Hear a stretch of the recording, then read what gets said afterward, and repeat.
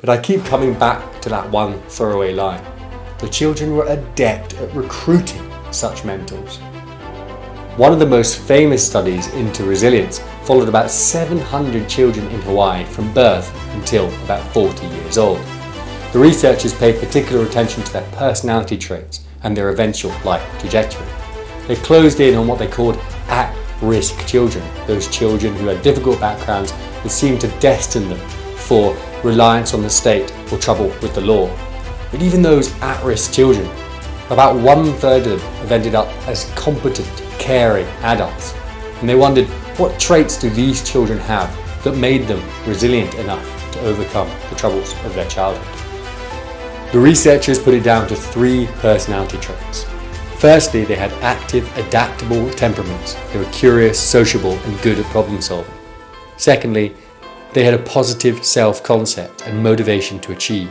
They believed they could control their own fate. They also had, thirdly, community support, be it in faith groups, teams, or perhaps youth groups. There was one aspect of the resilient children's lives that took me by surprise. Each of them seemed to have one adult who they met early and formed a bond with, and that adult was stable, emotionally intelligent, and able to help them. That's not what took me by surprise. There was a line that said the resilient children were particularly adept at recruiting such surrogate parents. The study has been extrapolated many times to show how adults can also benefit from mentors. Even the original researchers followed up with a study that showed that the children who struggled initially, perhaps through teenagehood, eventually could turn it around if they, in adulthood, found themselves a positive mentor.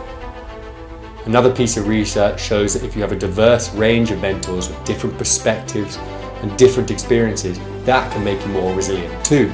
There are countless studies to show the basic power of having a mentor. But I keep coming back to that one throwaway line. The children were adept at recruiting such mentors. Those children serve as an example. If you want to become more resilient, go out and find a mentor. Message somebody who you respect and look up to, who you want to emulate, and ask them for lunch or a coffee. And don't worry if you think that you're wasting their time.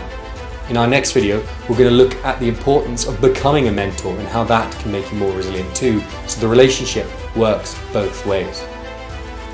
If you're lucky enough to find a good mentor, soon you'll find your capacity to overcome adversity has expanded. If you want to become hardier, happier, and more fulfilled by learning about resilience, then subscribe by the button above.